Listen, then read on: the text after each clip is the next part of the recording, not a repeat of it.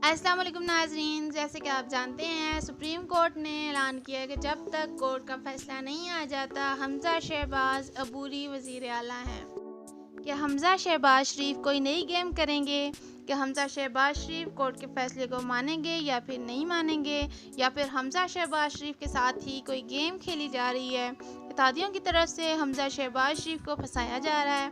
क्या इत्तेहादियों को पता नहीं था कि अदालत के खिलाफ जाने पर सख्त फैसला भी आ सकता है? अगर सब कुछ मालूम था तो ये रिस्क क्यों लिया गया? आज इसी हवाले से आपको तफसीलात से आगाह करूँगी। नाज़रीन, हमज़ा शहबाज शरीफ पाकिस्तान की सियासत में वो वाहिद शख्सियत है जिसने अनोखा रिकॉर्ड बनाया। रिकॉर्ड क्या बनाया?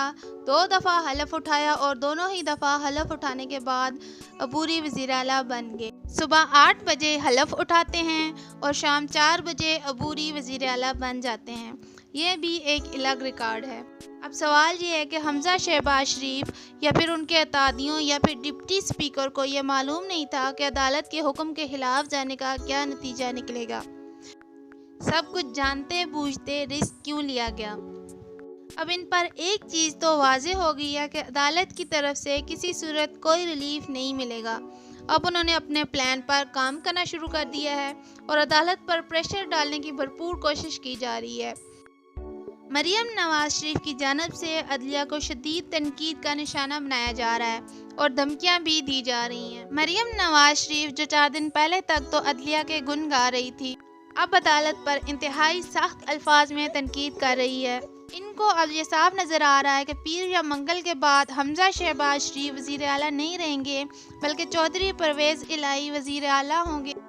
अब ये हर सूरत में चौधरी परवेज़ इलाही का रास्ता रोकना चाहते हैं। क्या ये परवेज़ इलाही का रास्ता रोक सकेंगे या नहीं? ये परवेज़ इलाही का रास्ता नहीं रोक सकते क्योंकि अदालत परवेज़ इलाही के हक़ में ही फैसला देगी। अगर डिप्टी स्पीकर की रूलिंग को कैंसिल कर दिया जाता है और नहीं माना जाता तो हमज़ा शहबाज शरीफ वज़ीर आला नहीं रहेंगे। अगर डिप्टी स्पीकर की रूलिंग को माना जाता है और कहा जाता है कि सही रूलिंग दी गई है, तो फिर इस सूरत में तो कौमी असम्बली की रूलिंग भी दुरुस्त थी। इस सूरत में फिर शहबाज शरीफ वज़ीर आज़म नहीं रहेंगे। यानी दोनों सूरतों में नुकसान मुस्लिम लीग नून का ही है। या तो हमज़ा शहबाज शरीफ जाएंगे या फिर शहबाज शरीफ जाएंगे। यानी दोनों सूरतों में नुकसान मुस्लिम लीग नून का ही है, चाहे वफाक से हो या फिर पंजाब से।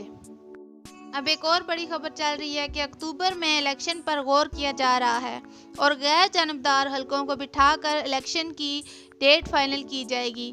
क्या वाकई इलेक्शन हो रहे हैं? ये खबर खास उस वक्त ही सामने क्यों आई जब सुप्रीम कोर्ट में अहम तरीन केस पर समाअत हो रही है।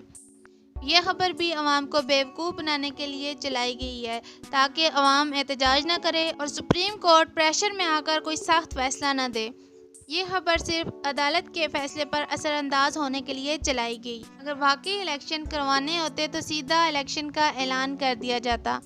इसके साथ ही आपको एक और बात से आगाह करती चलूँ कि अगर हमज़ा शहबाज शरीफ ने अदालत का हुक्म ना माना तो अवाम इस दफ़ा चुप नहीं बैठेंगे और इसके साथ ही मुल्क भी इंतहाई बदतरीन बदहाली का शिकार हो जाएगा। मुझे दीजिए इजाज़त। अल्लाह निगहबान।